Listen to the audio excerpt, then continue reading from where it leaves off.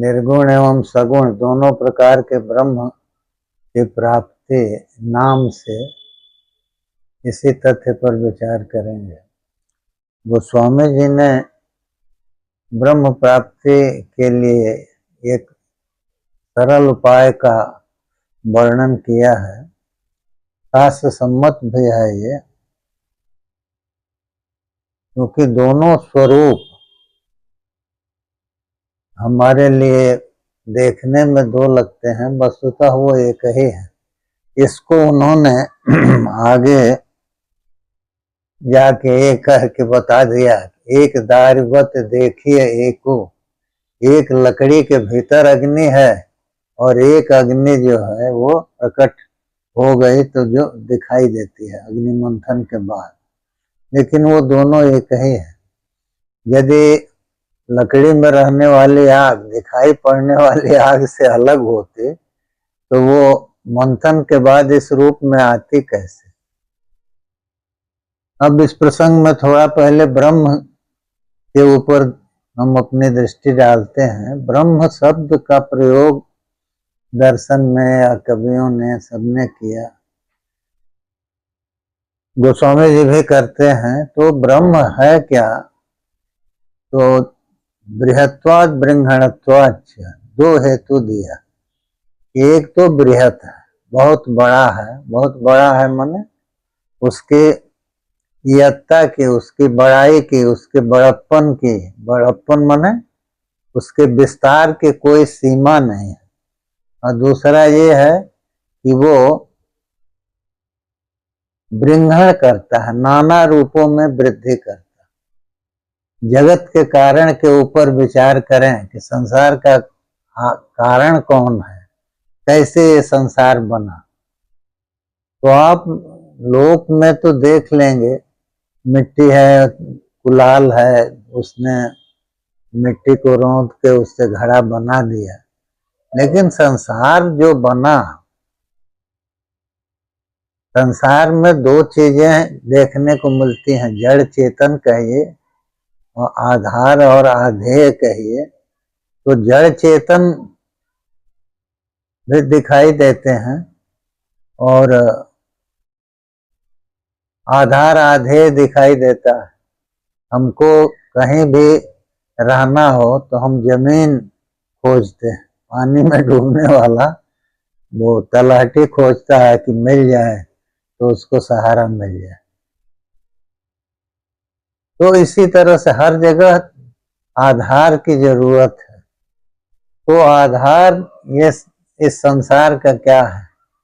वही ब्रह्म है जो नाना रूपों में आया। जैसे मिट्टी नाना रूपों में आ करके और घड़ा, प्लेट, ग्लास जो कुछ है सब कुछ बनी है, उसी तरह से एक ब्रह्म है अपनी माया शक्ति से नाना रूपों में आए हुए हैं। यही उनका बृंहण है, नाना रूपों में आना है। तो ब्रह्म शब्द का प्रयोग इसीलिए लोग करते हैं। और वो सबसे बृहत हैं, सबसे बड़े हैं, तो माने बड़ी चीज जो है वो आधार बनती है, तो सबके आधार भी है। तो दो रूपों का वर्णन जो गोस्वामी जी ने शुरू किया, अगुण स्वगुण दू ब्रह्म स्वरूपा। तो ब्रह्म के स्वरूप हैं ये दोनों, निर्गुण और सगुण। अगुण माने गुण रहित और दूसरा सगुण माने गुण सहित। दोनों ब्रह्म के स्वरूप हैं, लेकिन दोनों ही अकथनीय है, अकथ है, वाणी से उनका वर्णन नहीं किया जा सकता। अकथ अगाध है, उनका था नहीं पाया जा सकता, उनकी यत्ता का ज्ञान नहीं किया जा सकता कि वो किस रूप में है, कैसे हैं, कितने व्यापक हैं। और दोनों ही अनादि हैं, ये भी दे रहे हैं, दोनों का कोई आदि नहीं है। और दोनों ही अनूप है। अनूप है माने उपमा रहित है, उपमा कोई नहीं दी जा सकती, उनके अतिरिक्त उस तरह का कोई है ही नहीं। तो दोनों अनूप हैं, अगाध हैं, लेकिन अब ये है कि जब कोई उपमा भी नहीं है, दोनों वाणी से कहे भी नहीं जा सकते, अकथ हैं और अगाध हैं। अगाध मन जैसे कोई तालाब हो, कोई ऐसा सरोवर हो जिसके जल की का था न हो, आप उसमें डूबते जाइए, तलहटी न मिले, तो उसको अगाध कहते हैं। तो वाणी नहीं जाएगी, अकथनीय है, और अगाध है, अन्य किसी इंद्रिय से भी उनका ज्ञान नहीं होगा, और अनादि भी है, माने जिसका कोई आदि न हो, कारण न हो, तो वो अनादि भी है, और उपमा भी कोई नहीं है जिससे हम ये बता सकें। लोक में सामान्यतः हम उपमा देते हैं, देखो ये गुलाब का फूल कैसा होता है, तो ऐसे ही देखो बहुत पंखुड़ी उसकी कोमल होती है, ये हल्का लाल होता है, सफेद होता है, तो कुछ लालिमा हमको अलग दिखाई देती है, सफेदी दिखाई दे रही है, तो हम उपमा दे लेते हैं, लेकिन यहाँ तो कुछ है ही नहीं, उसके समान कुछ है ही नहीं है, और वाणी का वो विषय नहीं, इसीलिए अकथ कह रहे। अब ये कहें कि अकथ जो है वो निर्गुण को कहें, सगुण स्वरूप में भगवान आए, और उस कवियों ने वर्णन भी किया, तो वो सगुण जो साकार हैं उनका वर्णन किया, लेकिन सगुण जो आकार रहित हैं उनका वर्णन तो नहीं संभव है, और सगुण जो साकार हैं उनका भी वर्णन किस रूप में आदमी करेगा। उस जो सौंदर्य है उसको किन शब्दों से आदमी व्यक्त करेगा, शब्द उसके लिए नहीं। शब्द तो लौकिक वस्तुओं को कह पाते हैं, अलौकिक वस्तुओं को कह नहीं पाते। तो फिर दोनों ही स्वरूप अनुभूति के विषय हैं, ये बताते हुए गोस्वामी जी कहते हैं कि दोनों की अनुभूति के लिए नाम जप का सहारा लेना चाहिए। मोरे मत बड़ नाम धूते, नाम जो है हमारे मत से, गोस्वामी जी के मत से दोनों से बड़ा है नाम। क्यों? कि ये जे ही जुग निज बस निज बूते, जिसने दोनों को अपने बस में कर लिया है और अपने बूते पर, अपने बल पर, तो दोनों को बस में कर लिया है। मतलब क्या कि नाम जप कर हम दोनों को प्राप्त कर सकते, सगुण स्वरूप का भी दर्शन कर सकते हैं और निर्गुण स्वरूप की भी अनुभूति कर सकते हैं। तो इसीलिए गोस्वामी जी ने एक साधन बताया, क्योंकि साधन तो बताना होगा। यदि दोनों रूप ही अकथ हैं, अकथनीय हैं, अगाध हैं, तो फिर उनको जानने का रास्ता क्या? तो कहे कि रास्ता यही है कि नाम जप करिए। तो मोरे मत बड़ नाम दोहते, ये जे ही जुग निज बस निज बूते।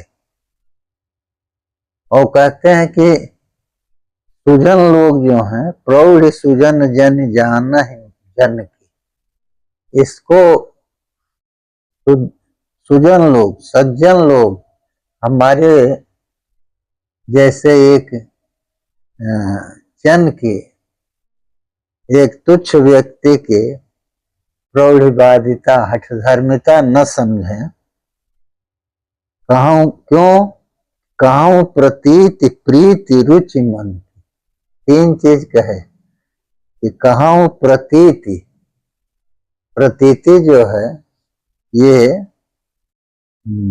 विश्वास है, तो कहे ये हमारा विश्वास है, और प्रीति भी है हमारा, प्रेम है इस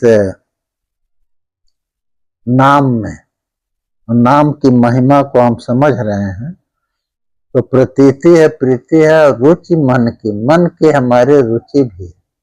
हमने इसे नाम के सहारे दोनों को प्राप्त किया है, तभी तो कह रहे हैं कि ये हमारा विश्वास है और ये हमारे मन की प्रीति है इस नाम में, और हमारी रुचि भी है। माने अत्यधिक प्रेम नाम में हमारा है।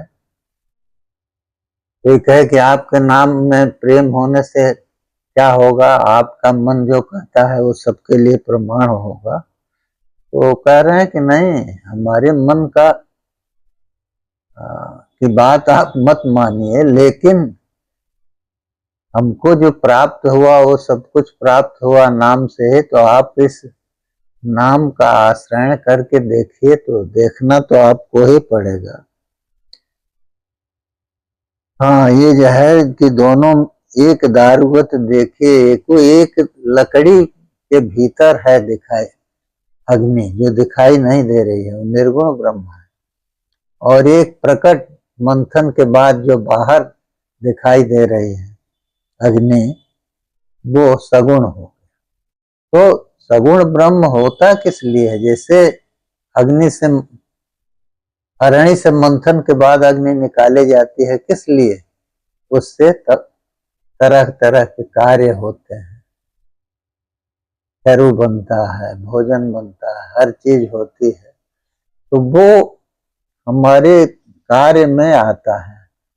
उसी तरह से भगवान का जो सगुण रूप है वो भक्तों के काम में आता, काम में आता है। माने जो निष्काम भक्त हैं उनको कुछ नहीं तो भगवान दर्शन देकर उनकी तृप्ति को, उनकी रुचि को और बढ़ाते जाते हैं, और उनका मन संसार से हटकर केवल वहीं लगा रहता है।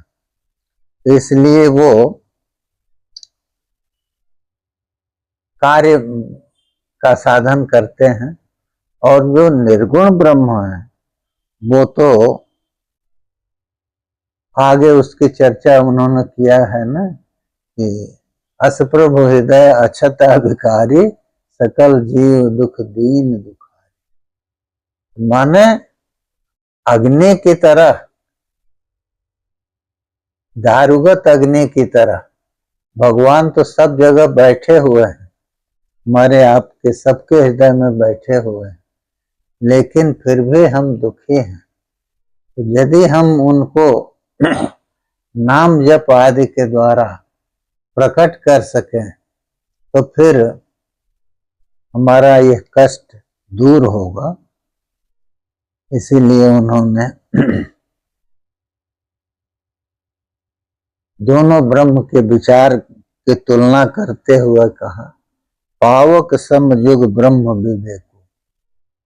दोनों ब्रह्म का विवेक, विवेक विचार या उनको अलग करना जो है, तो वो पावक की तरह ही है। माने वस्तुतः वो अलग है नहीं, अलग दिखाई दे रहे हैं, कार्य अलग होने से वो अलग अलग दिखाई दे रहे हैं, मालूम पड़ रहे हैं, लेकिन है वस्तुतः एक ही। जो लकड़ी के भीतर अग्नि है वही अग्नि तो प्रकट होकर और सारा कार्य कर रही है।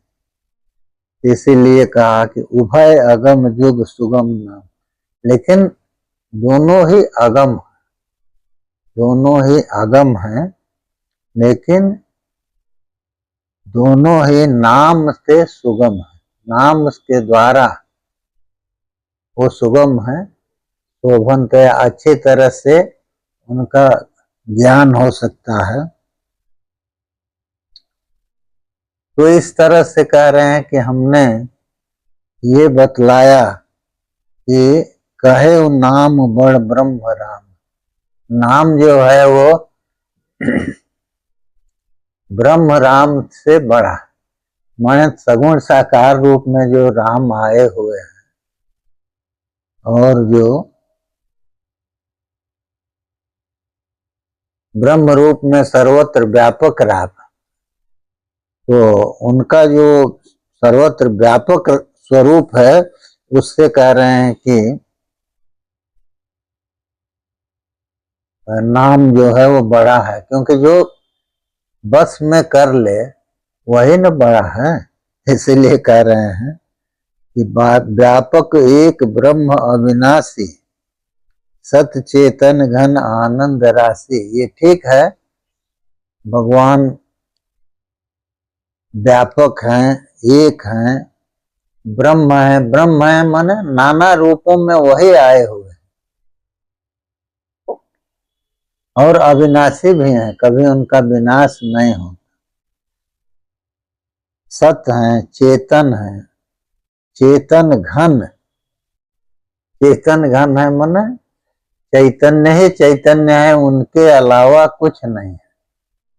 तो चेतन घन आनंद राशि और आनंद की राशि है। तो ये भगवान का ये स्वरूप है, निर्गुण स्वरूप को कह रहे हैं। लेकिन ऐसे भगवान के हृदय में रहने पर भी सब लोग दुखी हैं। अस प्रभु अछत हृदय अछत अविकारी। ऐसे भगवान जो हमारे आपके सबके हृदय में है, जो अक्षत हैं, जिनका क्षय नहीं होता, जो क्षीण नहीं होते, विनाश जिनका नहीं होता और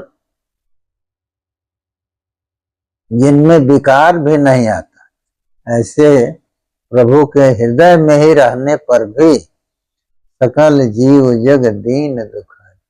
सभी जीव जो हैं वो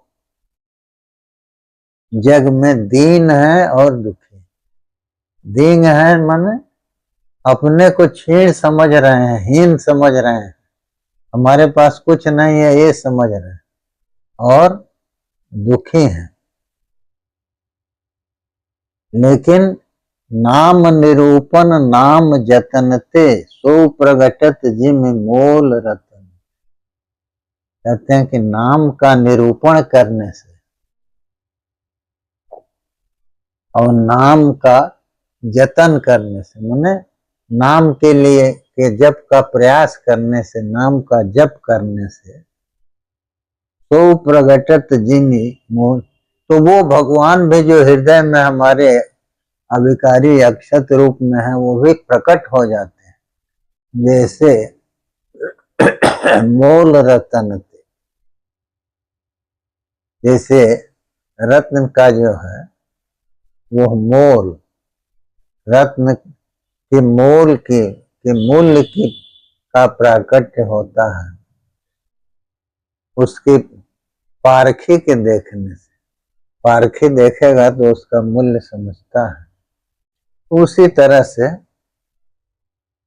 नाम का निरूपण और नाम के प्रति जो यत्न है, प्रयास है, इसको करने से वह हृदय में अक्षत अविकारी रूप में वर्तमान जो परमात्मा है वो प्रकट हो जाते हैं। तो प्रकट हो जाते हैं तो इसका मतलब क्या हुआ कि जो अब जीव अपने को दीन दुखी नहीं समझता, वो भगवान के गोद में अपने को समझने लगता है। सगुण स्वरूप में वो अपने को नित्य संबद्ध मान लेता है, हमेशा प्रभु के चरणों में अपने को समझता हुआ, और वो अपने जीवन को आनंदमय बना लेता है। अब तक जो दुखी था वो आनंदमय बना लेता है। इसलिए वो स्वामी जी कहते हैं कि निर्गुण ते यही भांति बड़ नाम प्रभाव अपार, कहूँ नाम बड़ राम ते निज विचार अनुसार। कहते हैं कि इस तरह से निर्गुण ब्रह्म से तो नाम बड़ा है, ये हमने बतला दिया, लेकिन नाम बड़ा क्यों है? अरे वो भगवान हृदय में हैं, अविकारी हैं, अक्षत हैं, हमेशा रहते हैं, फिर भी हमारे दुख को तो दूर नहीं कर सके। और नाम जो है उसके प्रयास से, नाम के जपने से वो प्रभु जो है वो प्रकट हो गए। अब प्रकट हो गए तो जैसे प्रकट अग्नि जो है, लकड़ी के भीतर की अग्नि हमारे किसी काम की नहीं रहती, और वह जब प्रकट हो जाती है मंथन के द्वारा, तब फिर हमको उससे हम सारा काम कर लेते हैं, चाहे भोजन बनाना हो, चाहे जल गर्म करना हो, कुछ भी करना हो। तो उसी तरह से भगवान को प्रकट करके और जीव जो है अपने जीवन को आनंदमय बना लेता है। माने भगवान तो ठीक है, वो सत चेतन घन आनंद राशि हैं, तो बताइए चैतन्य घन है, आनंद राशि है, और फिर भी उनके हृदय में रहते हुए भी हम दुखी हैं। तो उस अपने दुख को दूर करने का रास्ता क्या है? अगर उनको हम प्रकट कर लें तो प्रकट करने के बाद हमारा ये सारा दुख दूर हो जाएगा। और उसको प्राकट्य का रास्ता, भगवान के प्रकट करने का रास्ता नाम जप है। नाम दो चीज किए, नाम निरूपण नाम जतनते, नाम का निरूपण और नाम के जप का प्रयास। तो देखिए नाम का निरूपण, क्योंकि नाम में भगवान की कथाएं छिपी हुई, तो नाम का निरूपण करके, नाम जो जिन जिन कथाओं को लेकर के, जिन जिन प्रसंगों को लेकर के भगवान का नाम आता है, उन कथाओं की ओर नाम हमारे मन को खींचता है।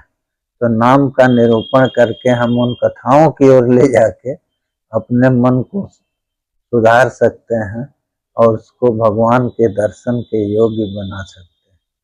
बस यहीं पर विराम लेंगे।